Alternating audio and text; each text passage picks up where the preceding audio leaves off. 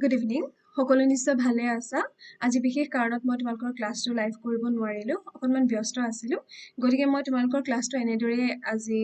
ইউটিউবতে ৰেকৰ্ডিং কৰি দি দিছো তোমালোক সকলোৱে শেষলৈকে ভিডিঅটো চাবা আজিৰ এই ক্লাছটো যথেষ্ট গুৰুত্বপূৰ্ণ আছিল গতিকে মই তোমালোকক যিহেতু আমাৰ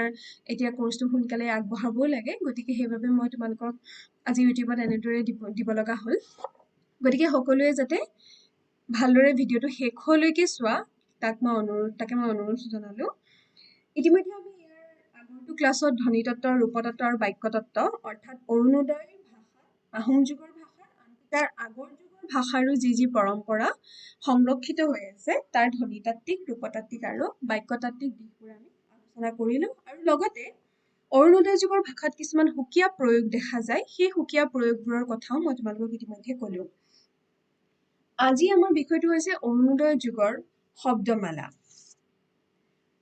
শব্দমালাৰ ক্ষেত্ৰত যদি মই ক'বলৈ যাওঁ তেন্তে বহুবোৰ কথা ইয়াত আহি পৰে মই তোমালোকক যিমান পাৰি সিমান সৰলভাৱে বুজাবলৈ চেষ্টা কৰিছো তোমালোকে প্ৰত্যেকখন স্লাইড ভালদৰে মনোযোগ দি পঢ়ি চাবা মোৰ কথাবোৰ শুনাৰ লগে লগে পঢ়িও চাবা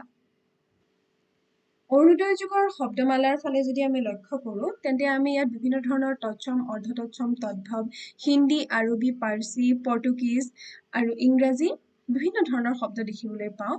ইংৰাজী শব্দৰ প্ৰভাৱ আমাৰ ভাষাত সোমাই পৰাটো একেবাৰে স্বাভাৱিক যেহেতু মিছনাৰী সকলৰ ভাষা আছিল ইংৰাজী গতিকে তেওঁলোকে যেহেতু আমাৰ নুমাবলৈ ধৰা বন্তিগছিত তেল ঢালিছিল বুলি আমি যেহেতু কওঁ গতিকে তেওঁলোকে আমাৰ ভাষাটো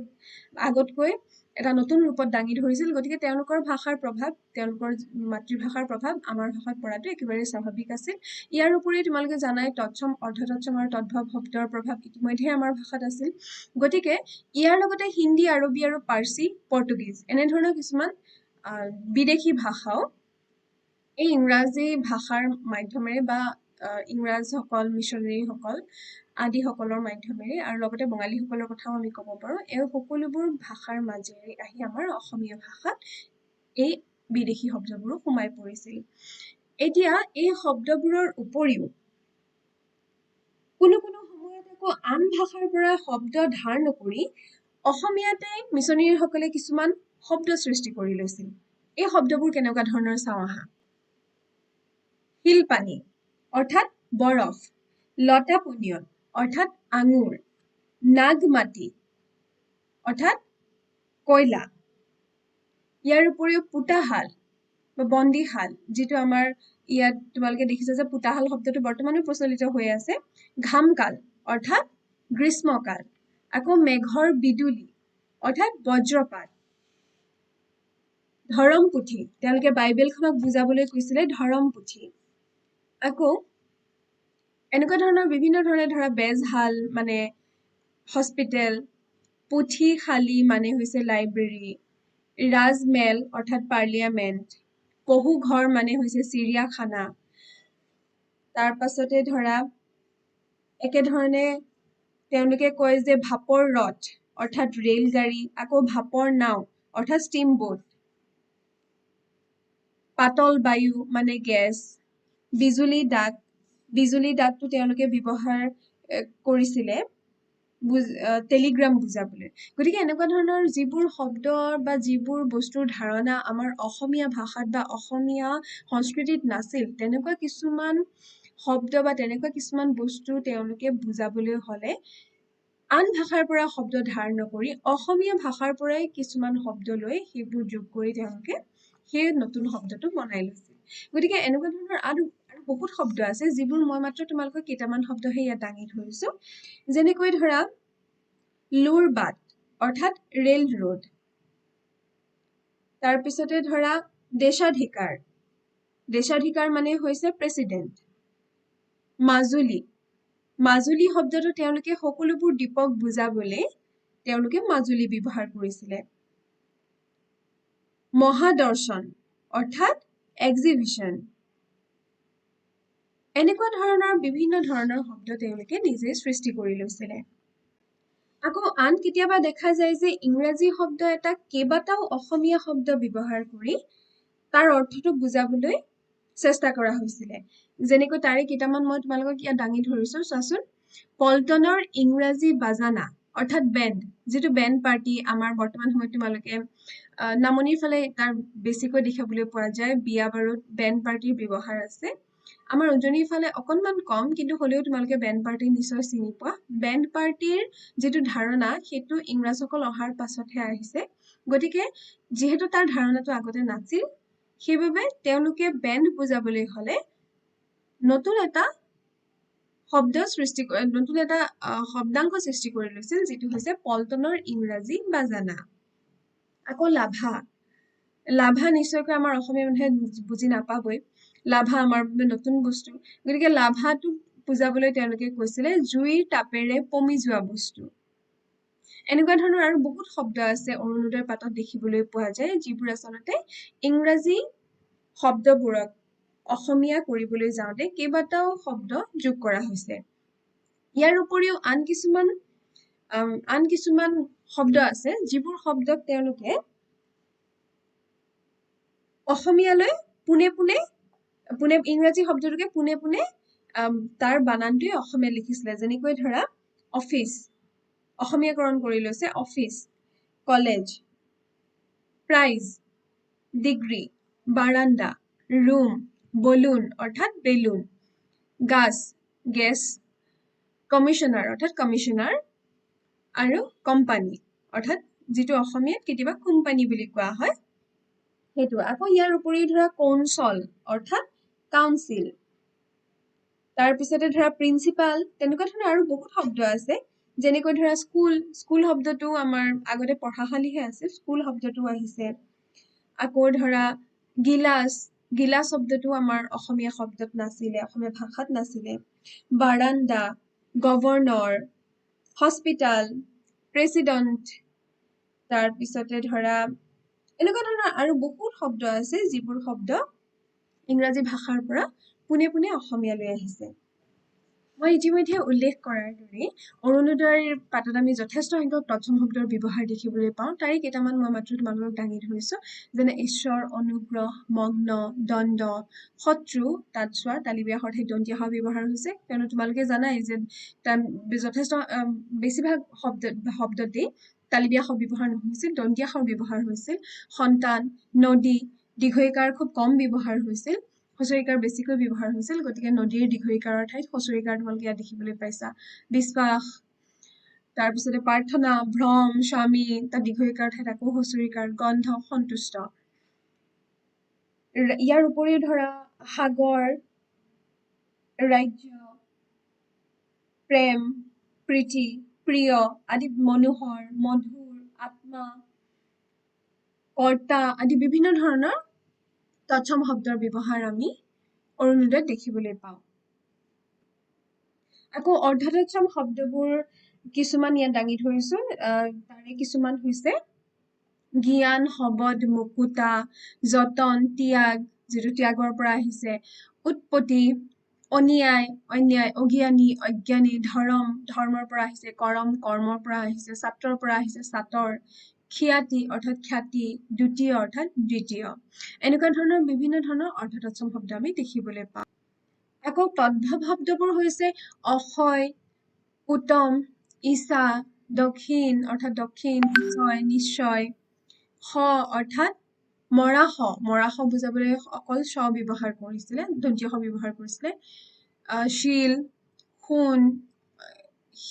সোণ ৰূপ ঘৰ দুৱাৰ ভৰি হাত 2 3 মূৰ ঘোঁৰা বাঘ গাধ এনেকুৱা ধৰণৰ কিছুমান তদ্ভৱ শব্দৰ ব্যৱহাৰ আমি দেখিবলৈ পাওঁ অৰুণোদয় ভাষাৰ এটা অতি গুৰুত্বপূৰ্ণ বৈশিষ্ট্য হৈছে যে যথেষ্ট সংখ্যক বিদেশী শব্দ দেখিবলৈ পোৱা যায় এই শব্দবোৰ হিন্দী পাৰ্চী আৰু আৰবী এই ক্ষেত্ৰত আটাইতকৈ বেছি ইংৰাজী ভাষাটো আছেই ইয়াৰ উপৰিও আন ভাষা যদি আমি বিচাৰি চাবলৈ হয় তেতিয়াহ'লে আমি হিন্দী পাৰ্চী আৰু আৰবী আটাইতকৈ বেছিকৈ দেখিবলৈ পাওঁ ইয়াতে মই কিছুমান হিন্দী আৰবী আৰু পাৰ্চী শব্দ দাঙি ধৰিছো হিন্দী শব্দবোৰ চোৱা সস্তা দমকল বাগিচা থানা ডকাইত চান্দা সফেদ অৰ্থাৎ হুকুলা কাছাৰী এনেকুৱা ধৰণৰ শব্দবোৰ হিন্দীৰ আমি দেখিবলৈ পাওঁ আকৌ পাৰ্চী ভাষালৈ যদি চাওঁ তেতিয়াহ'লে আন্দাজ কমৰ কিনাৰ অৰ্থাৎ কিনাৰাৰ পৰা আহিছে পাৰ্চী কিনাৰা শব্দটোৰ পৰা কিনাৰ আহিছে কেৰায়া অৰ্থাৎ পাৰ্চীৰ কিৰায়া শব্দটোৰ পৰা আহিছে খুৰাকি চহৰ, চাকৰ, চাজা, চিচা। ইয়াতে মই পাৰ্চী কোনবোৰ শব্দৰ পৰা আচলতে অসমীয়া শব্দটো আহিছে সেইটো মই তোমালোকক ইয়াৰে মূলটো লিখি থোৱা আছে, তোমালোকে ভালদৰে মন কৰি চাবা। আকৌ আৰবী শব্দ যদি দেখাবলৈ হয় তেতিয়াহ'লে আমি পাওঁ ইস্তাহাৰ, কয়দ অৰ্থাৎ আৰবী কৈদৰ পৰা আহিছে, কবৰ অৰ্থাৎ আৰবী কব্ৰৰ পৰা আহিছে, কানন কানুনৰ পৰা আহিছে, খবৰ, খাজনা, গৰীব বা গৰীব, শয়তান, চাৰাব, তাৰিখ, নক্সা, নেবাব অৰ্থাৎ আৰবী নবাব শব্দটোৰ পৰা আহিছে নেবাব। এনেকুৱা ধৰণৰ ইয়াত মই তোমালোকৰ মূল শব্দটো দিয়ে থৈছো, সেই ভাষাৰ মূল শব্দবোৰ, গতিকে সেইবোৰ বস্তু তোমালোকে ভালদৰে মন কৰিবা। আৰু এনেকুৱা ধৰণৰ সকলোবোৰ শব্দ তেতিয়াহ'লে আমি অৰুণোদয় পাতত দেখিবলৈ পাওঁ। মিছনেৰীসকল যিহেতু ইংৰাজী ভাষী আছিল, গতিকে অৰুণোদয়ৰ প্ৰধান লেখকসকলেও ইংৰাজীতে শিক্ষা লাভ কৰিছিল। ইপিনে বঙলা ভাষাৰ ব্যৱহাৰটো সেইখিনি সময়ত আমাৰ অসমত যথেষ্ট জনপ্ৰিয় হৈ পৰিছিলে। এই ক্ষেত্ৰত হেমচন্দ্ৰ বৰুৱাই ইতিমধ্যে কৈ গৈছে যে অসমত বঙালী ভাষাৰ বৰ আদৰ আছিল। মাতৃভাষাক সেইখিনি সময়ত সকলোৱে ঘৃণা কৰিছিল, আৰু ইয়াৰ উপৰিও আনকি স্কুলত বঙালী, অফিচ কাছাৰীত বঙালী চলিছিল, আৰু ডেকাবিলাকৰ আনকি আড্ডাটো বা আলাপতো বঙালী ভাষাইহে ঠাই পাইছিল, আৰু তেওঁলোকৰ চিঠিটো বঙালী ভাষাহে চলিছিল। হেমচন্দ্ৰ বৰুৱাও সেই পৰিৱেশ বা সেই নিয়মৰ কিন্তু বাহিৰা নাছিল। গতিকে এনে এটা পৰিৱেশত অৰুণোদয় যুগৰ লেখকসকলৰ ৰচনাত স্বাভাৱিকতে অসমীয়া যিটো নিভাঁজ অসমীয়া বাক্য ৰীতি, সেই বাক্য ৰীতিৰ সলনি এটা ইংৰাজ প্ৰভাৱযুক্ত কৃত্ৰিম এটা বাক্য ৰীতি আহি পৰিছিল বা ৰীতিৰ প্ৰচলন হৈছিল। গতিকে সেইখিনি সময়ৰ আচলতে যি অসমীয়া ভাষা, সেই অসমীয়া ভাষাৰ বাক্যবোৰ আমাৰ বাবে যদিও অকণমান আচহুৱা যেন লাগে, তথাপিও কিন্তু তাৰ অৰ্থটো আমি ভালদৰে বুজি পাওঁ। কিছুমান মই বাক্য তোমালোকক দাঙি ধৰিছো, চোৱাচোন। প্ৰথম বাক্যটো চোৱা, যদি দেখিব খোজা তেন্তে মোৰ পুথি পঢ়ি চোৱা। যদি দেখিব খোজা তেন্তে মোৰ পুথি পঢ়ি চোৱা, নিশ্চয়কৈ তোমালোকৰ বুজাত অসুবিধা হোৱা নাই। দ্বিতীয়টো চোৱা, যি লোক তোমাতকৈ কোনো কথাত শ্ৰেষ্ঠ তেৱেই তোমাৰ মান্য। আজি যদি আমি আধুনিক অসমীয়াত যদি ক'বলৈ যাওঁ, নিশ্চয়কৈ আমি এই একেষাৰ কথাই আমি এনেকৈ নকওঁ, বেলেগ হ'ব, তাৰ গঠনটো বেলেগ হ'ব। কিন্তু সেইখিনি সময়তো যদি আমি চাবলৈ যাওঁ, সেইখিনি যিখিনি সময়ত অৰুণোদয় কাকত ওলাইছিল বা কাকত প্ৰকাশ হৈছিল, গতিকে সেইখিনি সময়তো কিন্তু নিশ্চয়কৈ সাধাৰণ যি আমাৰ কথিত অসমীয়া ভাষা, সেই অসমীয়া ভাষাত এনেদৰে কথা কোৱা নহৈছিল। কিন্তু তেওঁলোকে যিহেতু ভাষাটো নতুনকৈ শিকিছিল, গতিকে তেওঁলোকে নতুনকৈ শিকি যিহেতু অকণমান হেৰাই যাবলৈ ধৰা বা মাতৃভাষী লোকসকলে সন্মান নকৰা এটা ভাষাক তেওঁলোকে লাহে লাহে জনপ্ৰিয় কৰিবলৈ চেষ্টা কৰি আছিল বা দাঙি ধৰিবলৈ চেষ্টা কৰি আছিল। গতিকে তাত তেওঁলোকৰ নিজৰ প্ৰভাৱ পৰাটো একেবাৰে স্বাভাৱিক আছিল। তৃতীয় বাক্যটো চোৱা, তাতে তাই বেগাই বেছকৈ লেখা পঢ়া শিকিছিলে। 4 নম্বৰটো চোৱা, যিজন পৰাক্ৰমী জয়যুক্ত মানুহে প্ৰথমে ভাৰতবৰ্ষত আপোনাৰ ৰাজ্য স্থাপন কৰিলে তেৱেই গজনীৰ বাদশ্বাহ মহম্মদ। গতিকে চোৱা, বাক্যৰ বানানৰ কথাটো বাৰু আমি বাদেই দিছো, কিন্তু বাক্যৰ ৰীতিটো চোৱা, বাক্যৰ ৰীতিটো যথেষ্ট অকণমান বেলেগ ধৰণৰ বা ইংৰাজী প্ৰভাৱযুক্ত। এই কৃত্ৰিম বাক্য ৰীতিৰ মাজতো কিছুমান চুটি চুটি বাক্যৰে কিন্তু স্পষ্টৰূপে ভাৱ প্ৰকাশ কৰা অসমীয়া বাক্য ৰীতিৰ ব্যৱহাৰৰ এটা প্ৰথা আৰম্ভ হ'ল, যি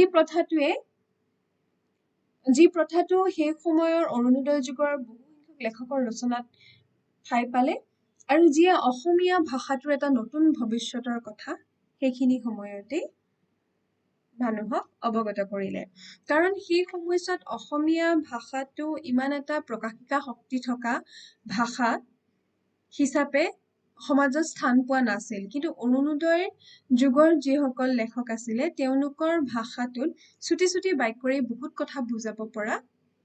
এটা ভাষা হিচাপে অসমীয়া ভাষাটোৱে প্ৰতিষ্ঠা লাভ কৰিলে। মই তাৰে কিছুমান উদাহৰণ তোমালোকক দাঙি ধৰিছো, চোৱা। বাক্যটো চোৱাচোন, এক দেশৰ মানুহবোৰ অতি বগা, এক দেশৰ বা অতি কলা, আৰু এক দেশৰ বা তাম বৰণীয়া। কোনো দেশক ৰজাই কোনো দেশক প্ৰজাই শাসন কৰে। কোনো দেশত বৰ জাৰ, আৰু কোন কোন দেশ বৰ গৰমী, আৰু এঠাইত বা ঈশ্বৰক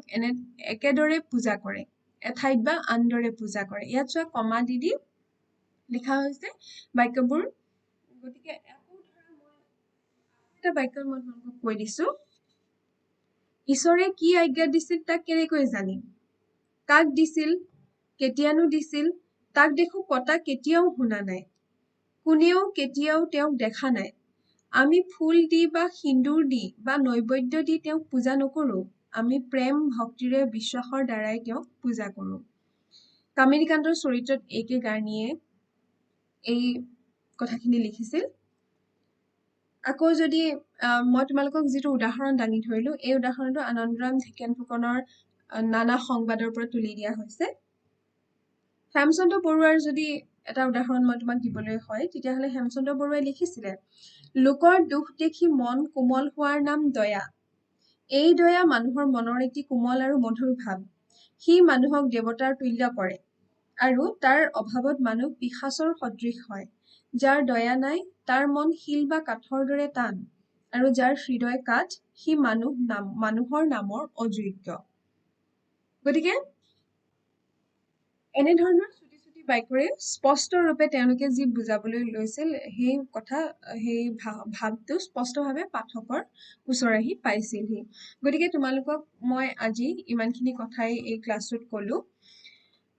ইয়াৰ পৰা আমি গম পালো যে বাক্যৰীতি কেনেকুৱা ধৰণৰ আছিল অৰুণোদয় যুগৰ বাক্যৰীতি আৰু লগতে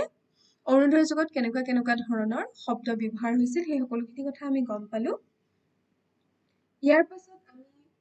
জানিম যে নাথান ব্ৰাউনে ৰচনা কৰা যিখন দ্বিতীয় অসমীয়া ব্যাকৰণ সেই ব্যাকৰণখনৰ লগতে তেওঁৰ সেই ব্যাকৰণখনৰ লগত তেওঁ যি ৰূপতাত্ত্বিক বিশ্লেষণ দাঙি ধৰিছিলে অসমীয়া ভাষাৰ যি ৰূপতাত্ত্বিক বিশ্লেষণ দাঙি ধৰিছিলে সেই বিশ্লেষণখিনি আমি আলোচনা কৰিম আজিলৈ মই ইমানতে সামৰিছো